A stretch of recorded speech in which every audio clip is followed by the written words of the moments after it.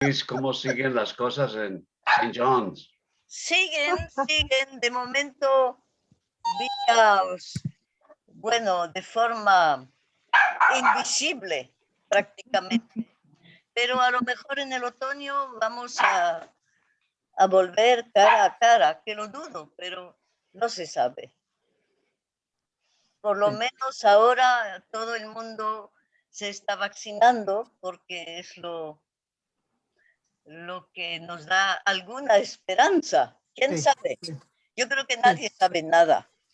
Pero ahí estamos. Y lo que nos da vida es Sigma de Tapí. Muy bien. David, guys, qué gusto en verte. Hombre, el gusto es mío. Además de eso, de ver a tantos amigos. Incluso Michael Doyle, que será nuestro Michael Doyle de hace muchos años, Michael. Así. David, guys, ¿qué tal? Anda, ahí está Mike. Hace muchísimo tiempo que no nos Qué vemos. gusto. Qué gusto. Mucho. Yo creo que la última vez fue, David, en el Congreso en Kentucky. Creo que hablamos ahí, almorzamos juntos. Sí, sí, pero hace tiempo, ¿eh? ¿Y tú estás en Valencia o solo nos das ese? No, este es el trasfondo en Sevilla. De Sevilla. Claro, el puente de Calatrava. Eso, exactamente. Sí. Exactamente. Muy bien. Creí que estabas en la Torre del Oro. o en la Giralda, por ahí. Qué bien. Hola, Sherry. Sí. Hola, aquí estoy, Mike. Ya. Estoy contentísima con la tarea que tengo hoy. Hola, Joan, bienvenida. Hola, ¿qué tal? Gracias. Hola, Martha, ¿qué tal? Bienvenida. Hola. It's good to see you. Sí. Likewise. Marta. Welcome. Profesor Ferreira, qué placer en verte en pantalla. Como siempre, en pantalla nada más. Cuatro veces por semana, ¿eh? Porque eres muy ¿verdad? popular. Tú siempre tan elegante, Germán. Es que recibo órdenes de Mark. Si no llevo la corbata que me regaló hace 5 años encima del tapiz y no llevo confirmado y verificado. Y no llevo el broche también tan bonito que me regaló por el centenario, no me vuelve a hablar y eso me produce una depresión tremenda. Menos mal que Mark tiene buen humor. Uy, Germán, Yo no has cambiado nada. No he perdido la esperanza que me regale una corbata tan elegante. Es que a mí Sigma de Tapiz, César, me anima mucho. Como vivimos encerrados aquí, pues esta es una ocasión bonita. Eso Ya sí. ya lo creo. I do want to, we're going to wait maybe another minute as people continue to roll in. I have, of course, switched to English because we do have some guests who are not Spanish speakers and are here for this very special occasion. So with the exception of a special part of this event that will take place later on during this hour, we will conduct the majority of it in English for the benefit of all who are attending so that they can all enjoy this occasion. Very good. But we'll give about another minute.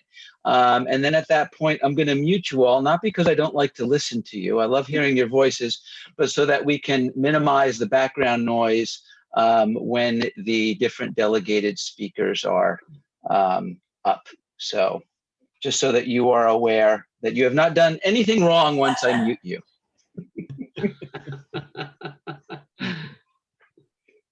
Spanish.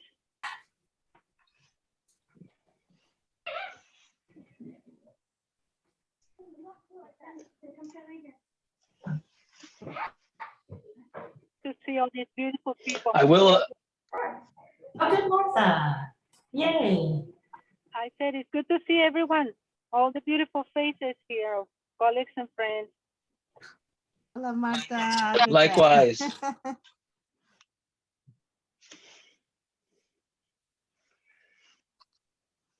For those of you who might, Martha, of course, attended last year our inaugural event for Sigma Delta Pi Day. She is a past president of the AATSP, for those of you who might not recognize her name. But most of us do, Yes, Martha. of course we do.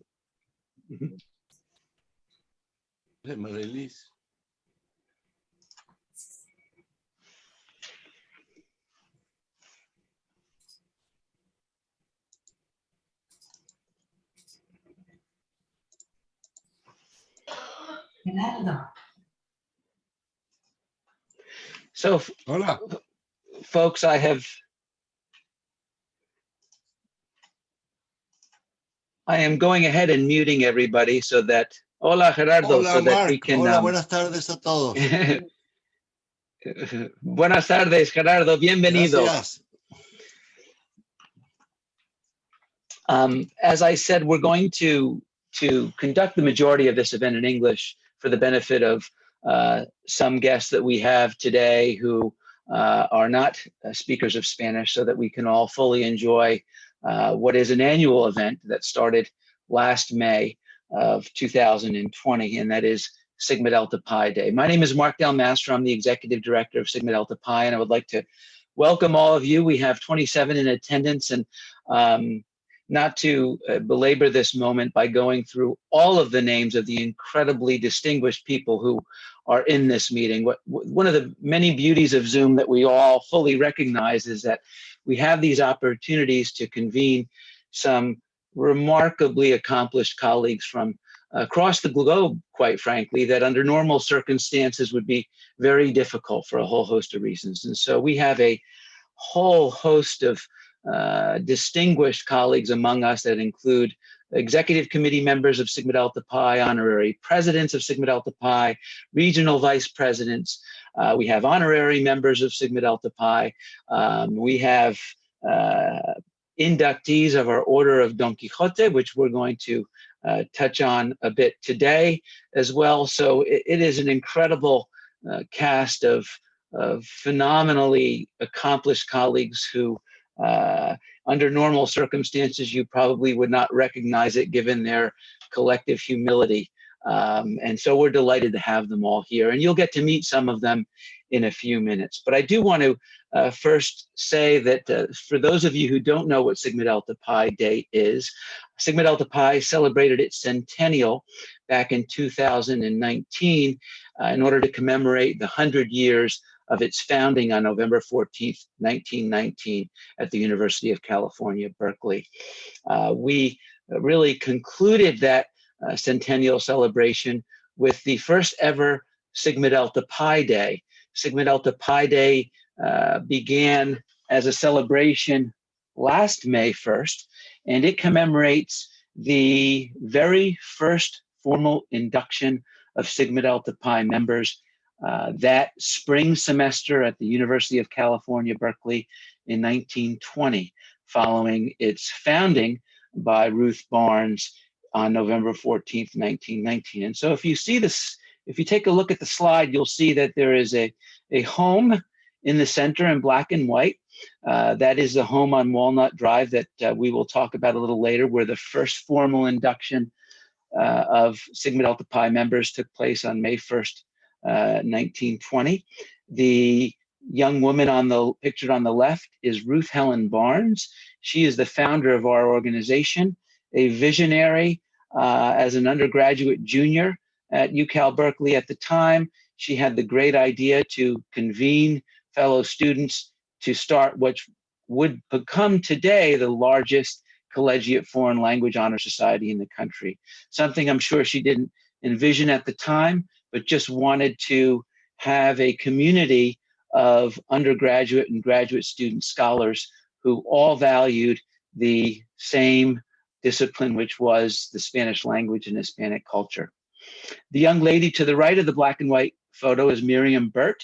Miriam Burt is one of the founding members who joined Ruth Barnes at her widow mother's residence on Dwight Way on November 14th, 1919, and formed the first group of official members of the organization. And that home that you see in the center is where Miriam Burt resided with her family when they hosted the first formal induction ceremony on May 1st, 1920.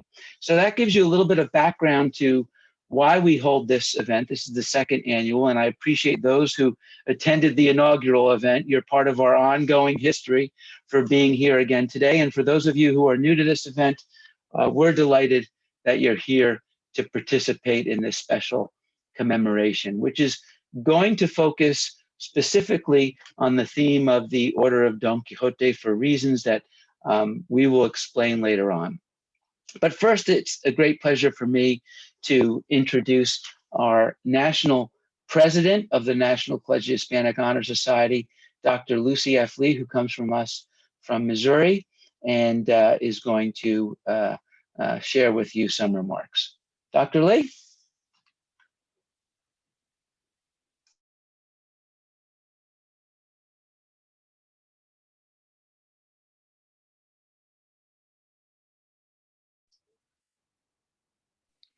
Mark, she's muted.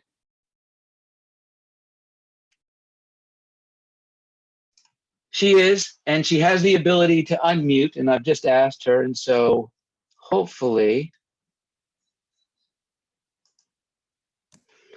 Okay, didn't know I was There here. you go, Lucy. Okay, great. Anyway, bienvenidos a todos. Welcome to everybody.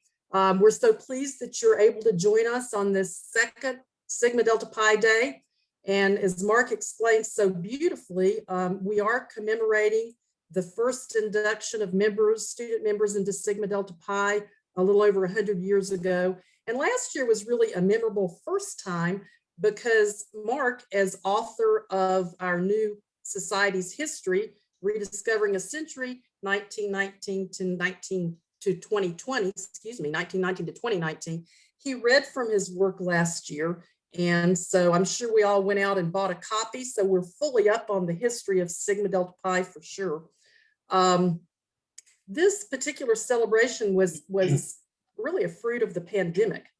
As we thought about what we could do to end the academic year and to end the centennial commemoration on a high note and in this virtual time, this was a really special opportunity to get everybody together and to every year have a particular focus and to honor folks who need to be honored for their contributions to Sigma Delta Pi, their contributions to the profession. So it's just a delight to have you here, and we hope you'll be joining us in future years. Thank you. Thank you, Dr. Lee. I am going to ask that you all be patient for this next segment. I am kind of piloting a helicopter while eating ho-hos and watching the TV.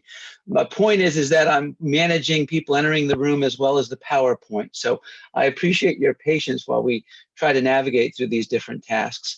As Dr. Lee pointed out, last year's May 1st event was really to highlight the history of Sigma Delta Pi, really the newest edition that I had finished in time for that event.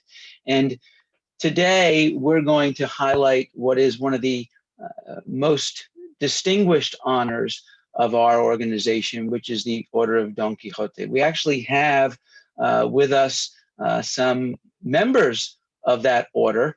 Dr. David Geis, who is an honorary president. He's also a member of the Order of Don Quixote, Professor Gerardo Pina Rosales, and I'm scrolling through here to see others as well, and I may be overlooking some of you as well who are also that order. Marilis Gazarian, who is our Vice President Northeast, is also a member of this order, so they will take a special pleasure with this next portion where we are going to talk a little bit more about the history, which is most appropriate given this occasion, of the Order of Don Quixote. And so I'm going to read from chapter 15 of this book that I authored and came out actually on April 27th, 2020, and just in time for a Facebook reading that took place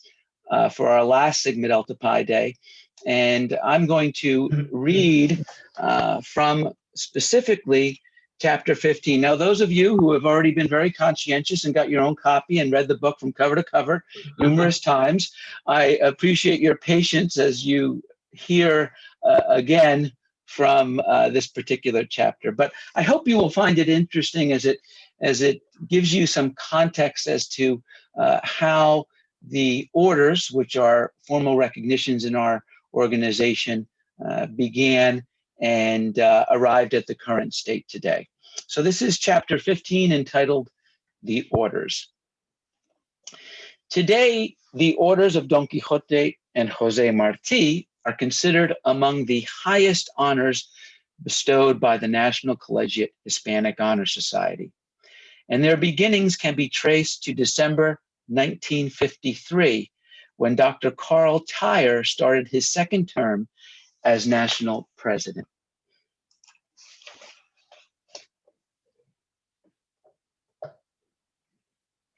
Dr. Levitt Wright, as you'll see pictured here along with Dr. Carl Tyer,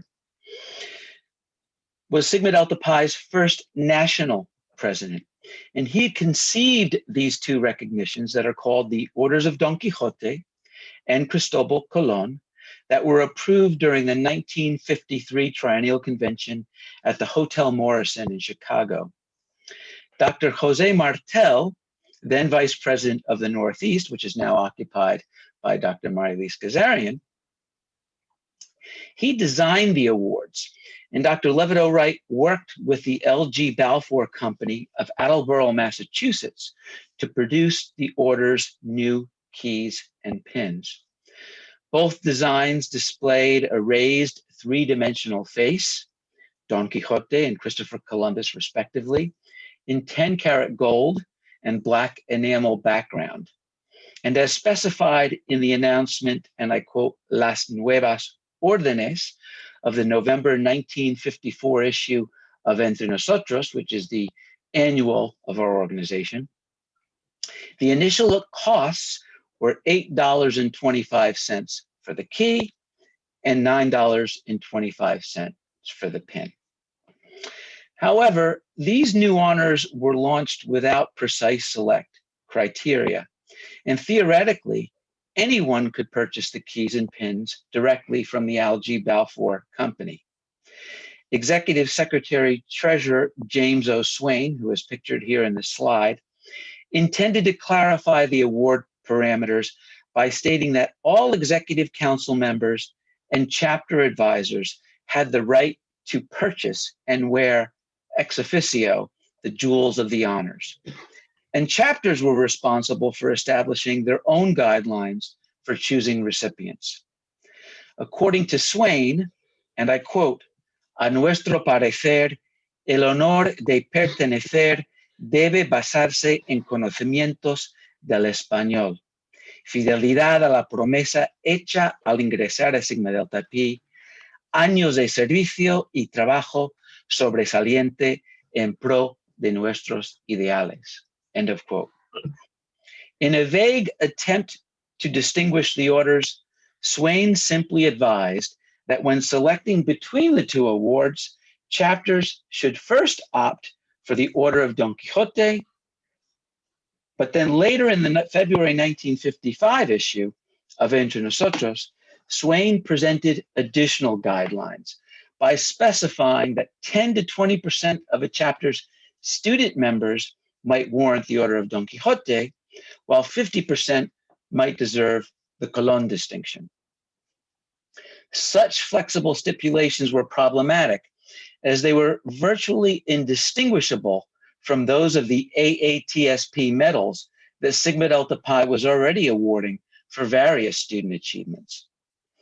Evidently, chapters did not understand the ambiguous criteria, and thus the Order of Cristobal Colon evolved to be the more prestigious award for those who had already been granted the less rigorous Don Quixote honor.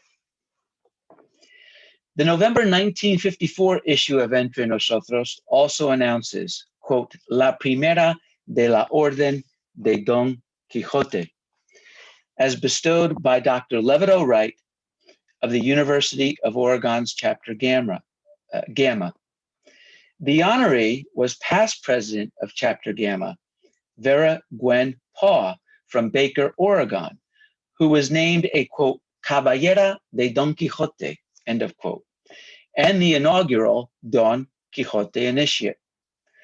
Upon her recognition, Paw had already earned in 1953 her AB degree, summa cum laude, was preparing for the examinations of her MA degree, which she eventually earned in 1955, and was a Fulbright Award recipient for study in Europe. Although records indicate that Paw was likely the first Don Quixote honoree, technically, there were no restrictions on who could purchase the award key and pin, and therefore it was possible that other Don Quixote recognitions took place without the national office's knowledge. Of the recorded honorees, Paw is the only student to have been inducted into the Orden de Don Quijote, followed 6 years later in 1960 by the second awardee and first professor on record, who is pictured here in the middle, Dr. Eunice Joyner, who was also one of the inaugural faculty members of Texas Technological College when it opened in 1925, now known as Texas Tech University, that is represented today by our distinguished colleague, Comfort Pratt. Joyner taught in Texas Tech's Department of Foreign Languages until her retirement in 1963.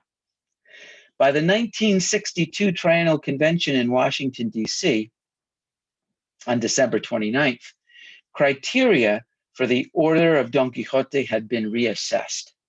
And during his address as newly elected national president, Dr. T. Earl Hamilton, who is pictured on the left, a colleague of Eunice Joyner at Texas Tech, declared that this award would henceforth be officially considered Sigma Delta Pi's highest honor, which President Richard E. Chandler echoed 27 years later in his speech at the 1989 Triennial Convention in San Antonio. Reinforcing Hamilton's 1962 declaration, Executive Treasurer F. Dewey Amner, who is also pictured here on this slide to the right, issued a memo dated November 1st, 1965, to all chapter advisors, notifying them of the newly revised Constitution that added Article 13, entitled The Orders, with the following criteria that prevented students from receiving the Order of Don Quixote, but reinforced the Order of Cristobal Colon for, quote, outstanding college students. And we'll now read to you that Article 13 that was adopted in 1965. The Order of Don Quixote. So that membership in the Order of Don Quixote, the highest honor which may be conferred by Sigma Delta Pi, may continue to have full meaning, it shall be controlled by the national office, requiring the approval of the executive secretary, and the key or pin shall be purchased only through this office. Membership in this order shall be restricted to, number 1, scholars in the field of Hispanic studies, number 2, distinguished teachers of Spanish who, with rare exceptions, hold the PhD degree with a major or minor in Spanish and are employed in an accredited 4-year college or university, or retired from such services. And 3, college officials, ministers of religious faiths, officers or service clubs or fraternal organizations, members of the judicial, legislative, or executive branches of our federal or state governments, and other such professional people who have served our cause in a very distinguished manner, and who would honor us by accepting this award.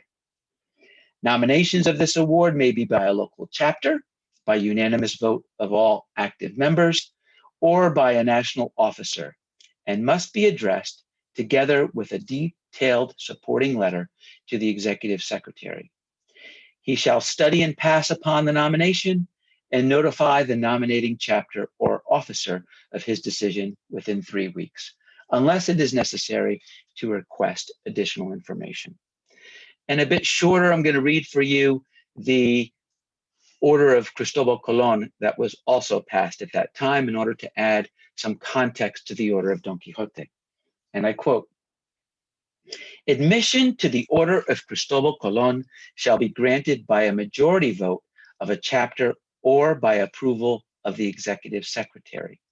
And the key or pin may be purchased directly from the jeweler by the secretary of the local chapter. Membership in this order shall be restricted to, number 1, outstanding college students, undergraduate or graduate who have a major in Spanish. Number 2, outstanding teachers of Spanish at any level in private or public schools, colleges, or universities. And 3, those named above in the third group of potential members of the Order of Don Quixote who do not fully qualify for the highest distinction." End of quote. In February 1984, the Executive Council approved changes to the award criteria of the formerly named Order of Cristobal Colon, which is now known as the Order of Jose Marti, and was actually retitled prior to that to the Orden de los Descubridores in 1971. Many of you will recall, and some of you were actually inducted into the Orden de los Descubridores when it had that name. This order in February 1984 removed students from eligibility, increased the standards, and broadened the scope of potential candidacy.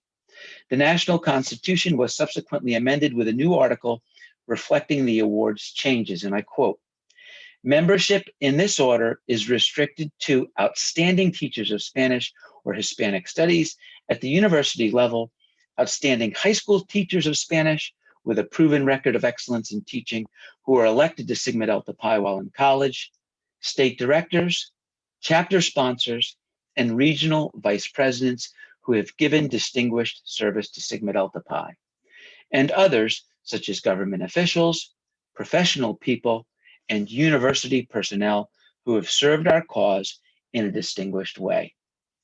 A pin bearing the likeness of Christopher Columbus and a certificate are awarded to each member." And I know for certain there are some of you attending today who still have that original pin, which has since been decommissioned. The October 1987 issue of Entre Nosotros published a description of this newly amended Orden with instructions for the nomination process that specify, quote, "suficiente documentación," end of quote, to be sent to Executive Secretary Treasurer Ignacio Galvis, my predecessor, in Riverside, California. That same announcement also explains that Galvis himself would determine the eligibility of the nominated candidate, and that approved nominees would require a chapter to pay $25 for the award that included a certificate and pin. And I quote, "Es de notar que el distintivo lleva la figura de Cristóbal Colón en ónice sobre una base de oro de 14 quilates. Siendo de tal calidad, el distintivo vale mucho más de los 25 mencionados arriba," end of quote. And I've included here on a slide from the 1967 issue of Entre Nosotros, the actual advertisement for those keys and pins that were provided with those distinctions. When the Citadel's Mark P. Del Mastro, yours truly, became Executive Secretary Treasurer in 1997, both orders, Don Quixote and the Discoverers, which was the name at the time, were approved solely by the Secretariat.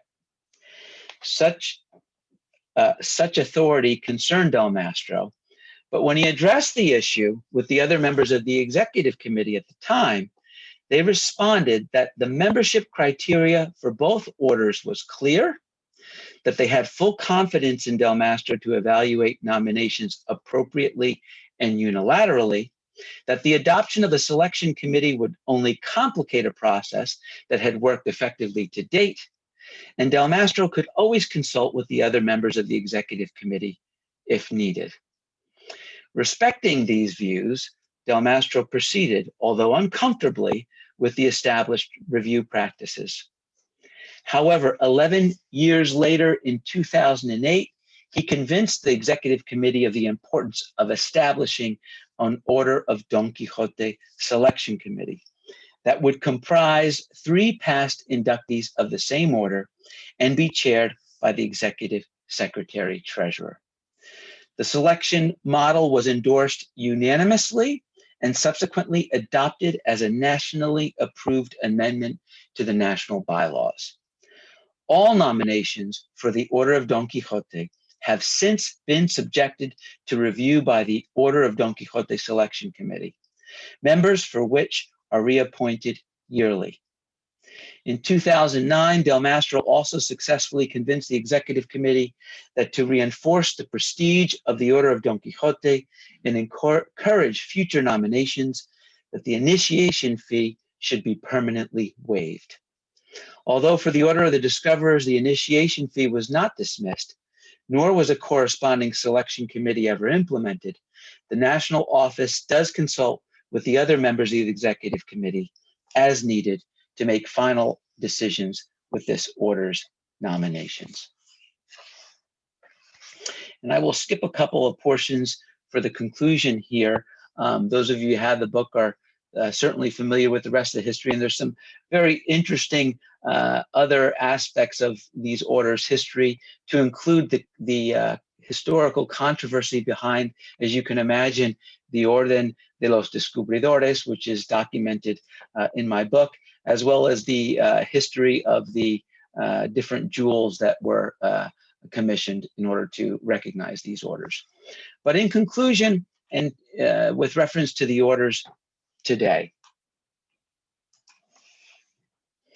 since their inception in December 1953, Sigma Delta Pi's orders have undergone various changes over the past 66 years to respond to the needs of members while maintaining the prestige that these important recognitions signify. Refined and nationally standardized selection criteria, and the adoption in January 2004 of official induction rituals have helped reinforce the status that the orders enjoy today. La Orden de José Martí, which is the name of it today, which is the former Orden de los Descubridores, and prior to that, the Orden de Cristóbal Colón, may now be characterized as one of Sigma Delta Pi's most prestigious recognitions for outstanding service to the society and its mission. While La Orden de Don Quijote is reserved for the most accomplished scholars of Hispanism, who are confirmed by a rigid selection committee of past inductees in the Order of Don Quixote. Testimony to the selectivity of this order is found among the caliber of its members, some of which are represented in these photos that you will find here on this slide. If you look around, you will see Damaso Alonso to your left. You will see Carmen Laforet to your right. Bill Van Patten, who is also past president of the AATSP, center top. That was actually in San Antonio, 2013, I think. And then, of course, in the center, we have a really rare photo. Everyone pictured there, Ben Fraser, David Geist, Domnita Dumitrescu, Bill Van Patten, and myself are all members of the Orden de Don Quixote. We were there to witness the induction of Ben Fraser, who is now editor of the AATSP's journal Hispania. That was in Chicago back in, let me see if I get this right, 2017? Does that sound right, Emily? Okay, I got it right. So this is a great really representation of some of the incredibly distinguished members of our organization who have, and also of our field, who have been recognized with induction into the Orden de Don Quixote. So now at this point, as we've been talking about La Orden de Don Quixote, it's really an incredible honor and pleasure to have with us to be our latest inductees into this prestigious club, if you will. Dr. Joan Brown from the University of Delaware and Dr. Michael Scott Doyle of the University of North Carolina, Charlotte, who have joined us today. But I am going to pass the baton to our national president so that she can enjoy recounting for all of you the incredible accomplishments of these two fantastic colleagues. Dr. Lee? Yes, and I'm unmuted. Professor Joan Brown. Professor Joan Brown's extensive work in the areas of contemporary Spanish literature and film, women writers, and second language acquisition has been impressive. Dr. Brown received a BA in Hispanic Studies at Vassar College, an MA and a PhD in Romance Languages, Spanish at the University of Pennsylvania, and she now holds the chair of Spanish at the University of Delaware, where she teaches courses in contemporary Spanish literature and film, the Spanish Civil War, women writers of Spain and Latin America, and oral language acquisition in a cultural context. Dr. Brown has published numerous book chapters and scholarly articles in leading journals, and has also authored several monographs, including her well-known studies on Carmen Martin Gaite, such as Secrets from the Back Room, The Fiction of Carmen Martin Gaite. And I can say that I have all of those books on my shelf, and they have aided me throughout the years. Thank you for your work. She has made significant contributions to both the Modern Language Association and the American Association of Teachers of Spanish and Portuguese, and has served on a number of editorial boards. These many accomplishments in the field of Hispanic studies make Professor Brown a worthy recipient of this, the highest honor bestowed by Sigma Delta Pi. Let's do a little applause here. Professor Michael Doyle received a BA in Spanish from the University of Virginia, an MA in Spanish from the University of Salamanca, and a PhD in Spanish from the University of Virginia. He is currently professor of Spanish at the University of North Carolina, Charlotte, where he teaches courses and conducts research in a range of areas, including Spanish for business and international trade, translating and translation studies, language for specific purposes, and 20th century Spanish literature, among others. Dr. Doyle's publication record is extensive, with dozens of articles and interviews in leading journals, book chapters, a literary translation, and a monographic volume, as well as several textbooks, including Éxito Comercial, of which he was the lead author. Dr. Doyle has led many workshops, most through the Centers for International Business, Education, and Research, and has provided years of administrative service to the Department of Languages and Culture Studies at the University of North Carolina, Charlotte. We're pleased to induct such an accomplished educator and researcher into this illustrious Orden de Don Quijote. And now it's my pleasure to welcome to our gathering our AATSP Executive Director, Dr. Sherry Spain Long, and she's going to add some commentaries of her own on the contributions of these two esteemed Hispanists. Thank you, Lucy. This is a really happy day for me. I am going to read some comments simply because if you know me and you let me go, it's a waterfall and it'll last too long. So I've written out a few key things I really wanted to say. I am very happy today because these are two admired colleagues and friends that are being honored by Sigma Delta Pi, and Mark Del Master, who's also a colleague and a friend, asked me to speak briefly, which is very hard because they've done so much from the AATSP perspective in particular, but talk about their contributions to the profession. And I really thought about this because they have, even though they work in different fields, there are a lot of interesting intertwinements here that I want to explore. So both Joan Brown and Mike Doyle began as their, or dare I say, our generation did, because I'm right behind them. And they began their academic training in literary studies, as most of us did back in the day. And as the times changed, they did too. They became specialists, if not pioneers, in multiple subfields that were interrelated to their formative years as Hispanists. The range of their scholarship in teaching is impressive and became the norm for the next generation of Hispanists. Hispanists now in the United States, they enter this rapidly evolving field where they have to be absolutely top-notch in multiple subfields, and that didn't used to be the case. The rapidly evolving field used to be called foreign languages, and we know it's not called that anymore. I have known of the work of both Mike and Joan for years, but I really got to know them when I served as editor of Hispania, the AATSP scholarly journal.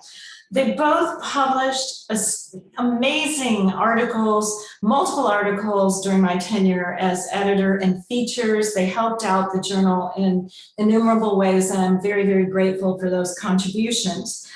Joan and Mike's scholarship and teaching leads and redefines the field. Their imprint and impact on the field of Hispanic studies will be long-lasting. And so now I'm going to just say a few words about each one of them. Joan Brown, it's hard to summarize her. Joan's dedication to the 20th century literary giant Carmen Martin Gaite has been a common thread throughout her career. And of course, she has a new book that just came out, and it's just beautiful, and it's about Carmen's later novels called Kalila. And very few scholars work in several fields as successfully as Joan. On the surface, canon studies and Martin Gaite's writing may not appear interrelated. As Martin Gaite's writing played a role in reframing and including women in Spanish letters, Martin Gaite served as a source of inspiration for Brown's ability to capture evolution in our field. These experiences and her insights uniquely positioned Joan to emerge as a champion and curator of our changing discipline with her groundbreaking volume on canon studies that most of us know, Confronting Our Canons, Spanish and Latin American Studies in the 21st Century. It came out in 2010, and this volume has been cited prodigiously in print and is regularly referenced at conferences and has really changed the field in a variety of ways. Let me give you an example. The data and argument in Joan's book would be credited as a significant contributing factor in the renaming of the traditional language department that we know has changed so much. Joan is an internationally known scholar in Hispanic studies as well as a successful textbook writer. She is the lead co-author of a wonderful book called Conversaciones Creadoras that I had the honor of teaching from several occasions. It is in its 4th edition, and it was published, co-authored with Martin Gaite. So this ability to take the primary material and then move with the times is so unique and so wonderful. And it's really helped shape and define our identity and curriculum. She's done so much on the theoretical level and also on the ground level through development of instructional materials. Brown is recognized for her cutting edge work in canon studies and as a leading scholar on Martin Gaite. So in this way, her breadth of knowledge, creativity, and work ethic put her on the map in languages and literatures. Mike Doyle. I just am thrilled to be talking about both of these colleagues. Mike Doyle's scholarly contributions are vast, as Lucy said. They are also interrelated and long-lasting. Mike's initial study of literature and literary theory from the University of Virginia back in the day was the foundation for his great love of words that would come to fruition in translation. Mike is an internationally recognized leader in the field of translating and translation studies, in theory, history, and in method. He has many translations into Spanish. Perhaps he is best known for his translations of the novels of Cormac McCarthy. He has also translated a collection of Ana Maria Matute's short stories into English. So he goes both ways, Spanish to English. Not everybody does that. Pretty amazing. Besides Mike's translation prowess, Mike's leadership during his many administrative posts, San Diego State University, UNC Charlotte, among others, was essential for him in yet another subfield. Through Mike's administrative experiences, Mike became keenly aware of the intersection of business and Spanish. He nurtured and pioneered the now curricular staple called business Spanish that we all take for granted now because everybody's got a course at least, if not a certificate program or perhaps a minor, but it used to be like a thing that didn't exist. And he developed business Spanish throughout the US through grants. He sponsored workshops. He flew around the country with these workshops, developing curriculum in international trade for languages. He is the lead co-author, as Lucy mentioned, on the most widely sold advanced Spanish business textbook by the name of Éxito Comercial in its 7th edition. Couple of takeaways about Mike. No one does theory like Mike. With his background in literary theory, he goes on to develop and publish theoretical articles in translation studies, business Spanish, languages for specific purposes, and languages for careers that have created a firm foundation for these relatively new directions in Hispanic studies. So in this way, Mike's breadth of knowledge, creativity, and sheer energy also put him on the map in languages and literatures. And I want to congratulate you both for what's both about to occur, and I couldn't be happier about being able to speak about both of you today. You're wonderful people, and I'm delighted your families are here. Thank you.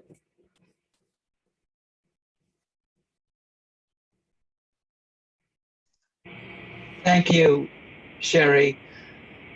I hope, as you can see, we required both the national president of Sigma Delta Pi and the executive director of the AATSP to even attempt to summarize the incredible contributions of these two colleagues.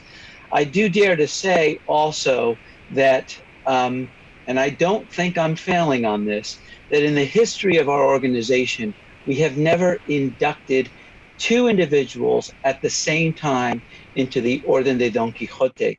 And of course, the reason for that is the prestige of the award. We only average about 1 to 2 inductees a year, and it's usually at different institutions or in different events. So this really is a special ceremony and occasion. I'm delighted that all of you have come to share in this really deserved recognition. I have the pleasure now of moving to the formal portion, which is the required induction ceremony, which will be in Spanish. Those of you who are familiar with our organization, in order to become a member in either one of the orders or as an active or honorary member, there is a formal ceremony portion, and I will now begin that. So I would like to call your attention once again to Drs. Brown and Doyle for this very brief formal induction en español. Distinguidos profesores Joan Brown y Michael Doyle, la Sociedad Nacional Honoraria Hispánica Sigma Delta Pi se complace y se honra al iniciar en la Orden de Don Quijote a tan distinguidos hispanistas. Sus grandes contribuciones al hispanismo representan una labor útil, digna de todo encomio, que no solo les honra, sino que contribuye a enaltecer todas sus vidas profesionales. Bienvenidos, pues, a una sociedad honoraria que equivale a una aristocracia del trabajo, el saber y el amor por un noble ideal. A los dos virtualmente se les presento y les mandaremos, lo que será un poco difícil ver, ¿no?, esa placa oficial y también el distintivo especial que es original, que no se ha cambiado con la historia, ¿no?, de la Orden de Don Quijote, y les felicito por su ingreso oficial en esta sociedad. Enhorabuena. Y ahora quisiera pedir, I would like to ask first for Dr. Brown to give some remarks upon her induction into the order, and then she will be followed by Dr. Doyle. Dr. Brown, please. Thank you, Mark. Thank you, Sherry. Thank everyone. Gracias a todos por este gran honor. I also will speak in English so that everyone can hear me, as our son Asher used to say when he was little. He would say, speak in Spanish. When you speak in Spanish, I can't hear you. So we'll speak in English. Thank you so much. This award also recognizes Carmen Martin Gaite. When I first started working on her as a graduate student, no one had ever heard of her. And she went on to become the most well-recognized, most honored, and also most studied contemporary Spanish author, female Spanish author. Today, we've heard some history with a capital H, some of the illustrious history of our organization, Sigma Delta Pi, or if you're thinking in English and say the Greek letters, Sigma Delta Pi. I'd like to contribute some history with a lowercase h, some personal history, which I think applies to many people all across the country. Because Sigma Delta Pi has meant so much to me and to so many that I know. I've been a member for my entire adult life. I was inducted when I first came to the University of Delaware.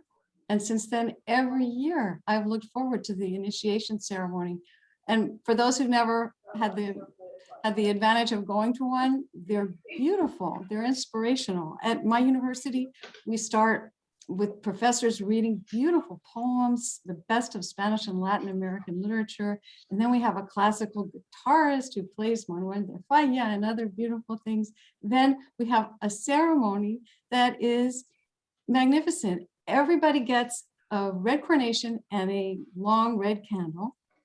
The leader of the organization has a thick red candle. And after we have the poetry reading and the music, the lights are dimmed. Every student in turn forms a processional line, goes up and lights their red candle from the leader's red candle, then stands in a circle till everyone has finished.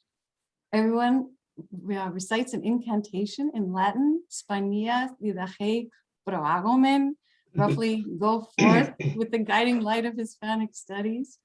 And then after the lights come back on, we all share food and drink and conversation. So Sigma Delta Pi also, which comes at the end of the semester when nobody's thinking lofty thoughts, we're also busy. It inspires all of us. It reminds us of how much we love Spanish and Latin American studies, and it reminds us of our community. And lastly, I'll share a personal bit of history. My job when I came to the University of Delaware as a young assistant professor was to pin carnations on the female students. And now everybody holds their flower in their hand, but in those days, the female students got a kind of corsage with a long pin. And so it was really kind of hard because spring clothing is flimsy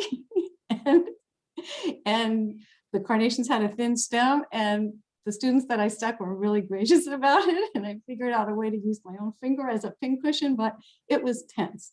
That was a difficult assignment. And if you had told me then that I would go from pinning corsages and devoting myself to an author no one had ever heard of to being inducted in the Order of Don Quijote, I would not have believed you. So thank you for a dream come true. Se lo agradezco de todo corazón. Thank you so much, Dr. Brown. Dr. Doyle. Is the mic on? Can you hear me? Yes, sir. It's very interesting seeing Professor David Guys, colleague David Guys, because I was talking to Mark not too long ago, and David, with your arrival with Javier Herrero, which changed the University of Virginia, I was reading Javier's blog about the early years a couple of days ago. I was inducted by you, I believe, in 1981 into Sigma Delta Pi. And so I've been grateful for that. This is so humbling. I certainly want to congratulate Joan. This is surprising and humbling. And I'm very happy that Sherry went back to beginnings in literary studies. And I'd just like to say three things about the three areas that for me have been totally interrelated. I'm very grateful for the literary studies preparation that I had at the University of Virginia, for Javier Herrero, who shepherded me when he came in without knowing me through a dissertation on the Civil War trilogy of Ana Maria Matute. Matute came as a writer in residence, and I'll return to this particular influence on me in terms of translation studies.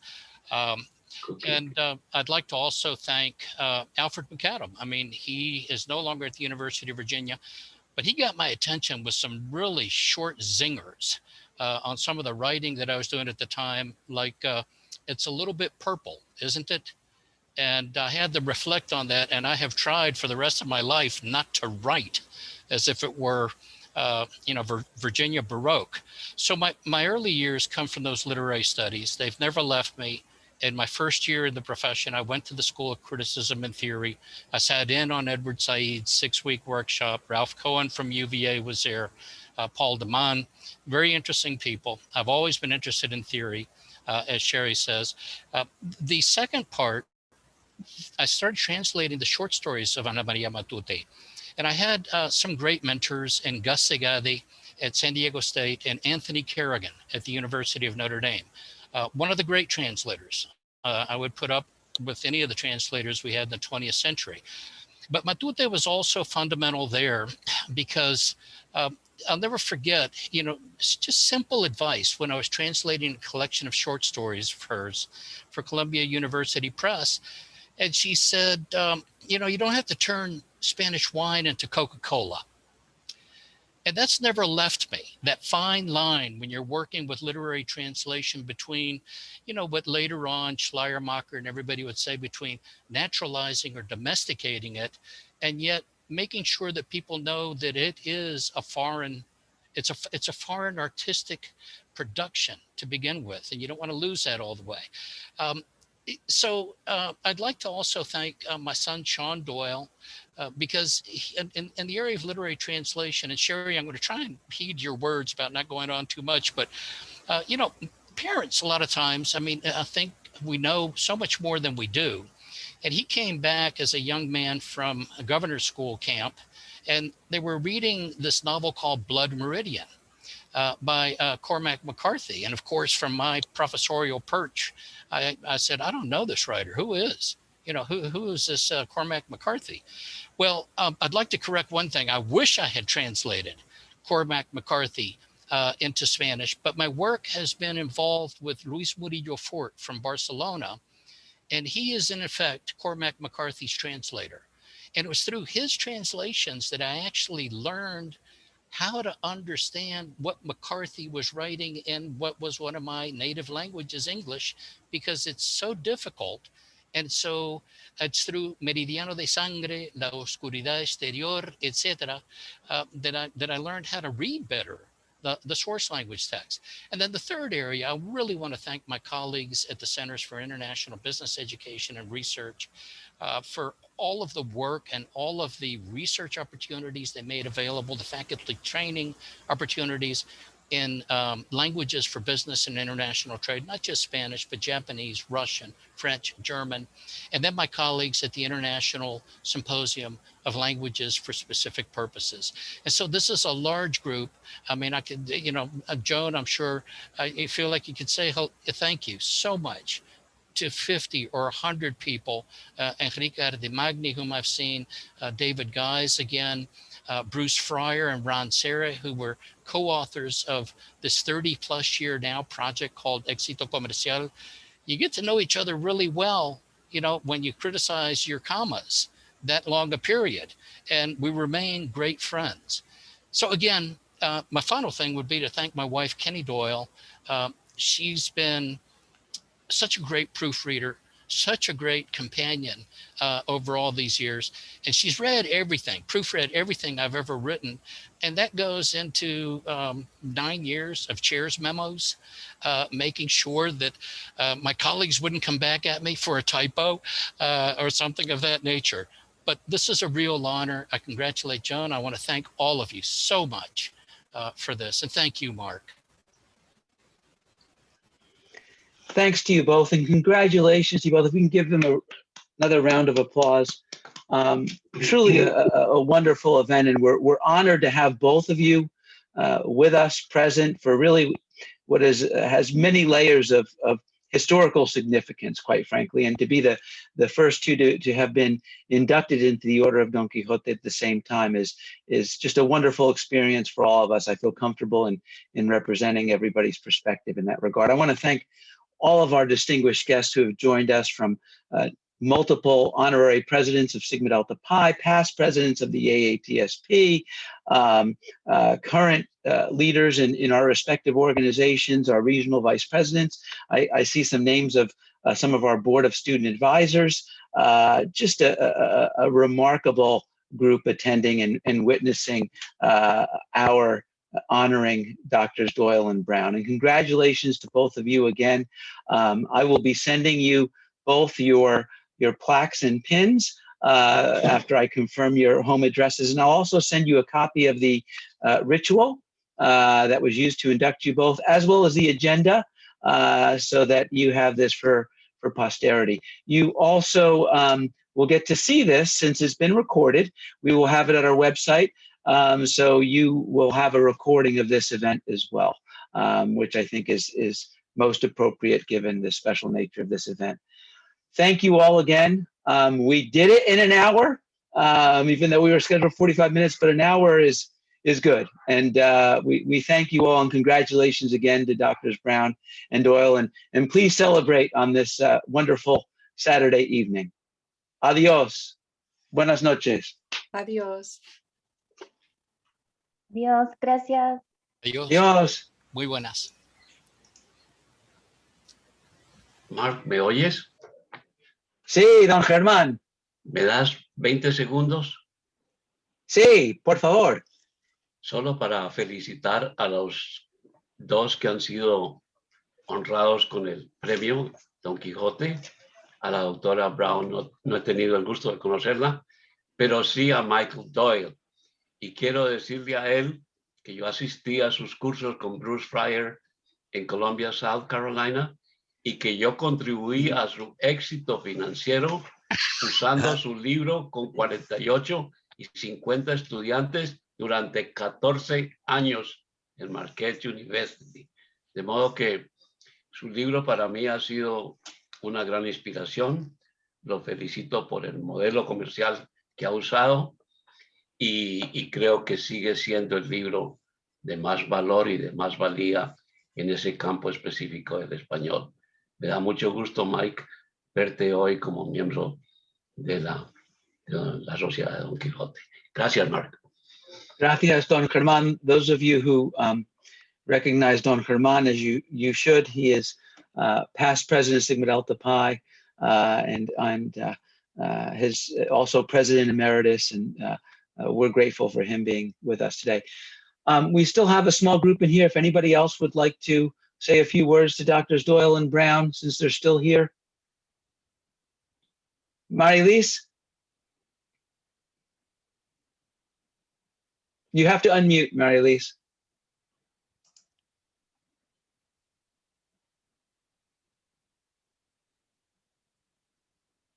Germán, thank you so much. Mil gracias, mil veces. No, de nada. Ha sido un placer. Me acuerdo como si fuera ayer. ¿Eh? Sí, ese verano famoso en Columbia, South Carolina. ¿Cómo está Bruce? Está bien. Aunque sufriendo con los infartos, cuestiones de edad, ¿no? Sí. ¿Y en qué edición vas de éxito comercial? Congratulations to the two of you. You've done a wonderful work. And also the fact that you worked with Carmen Martin Gaite and Ana Maria Matute, who I truly have to say they became friends of mine, or I became friends of theirs. And I did write a book with Ana Maria Matute, La Voz del Silencio, and I broke the silence of Carmen Martin Gaite with an interview after, I believe, 13 years of silence, when she would not accept an interview. So I feel very happy to see the two of you receiving this great honor. And really, Sigma Delta Pi, under our friends here, is really a beautiful institution. And it's, I believe, part of our lives. All of us can say the same thing. So congratulations to Sigma Delta Pi. And to all of you. Thank you, Marilise. Thank you. So much. Okay. Thank you all. We're going to let everybody enjoy their Saturday evenings, continue the celebration. And thanks again to everyone. And congratulations once again to Drs. Brown and Dr. Doyle. Have a wonderful evening. Thank you. Adios. Congrats, Nos Joan. vemos. Congratulations, Joan. Ciao.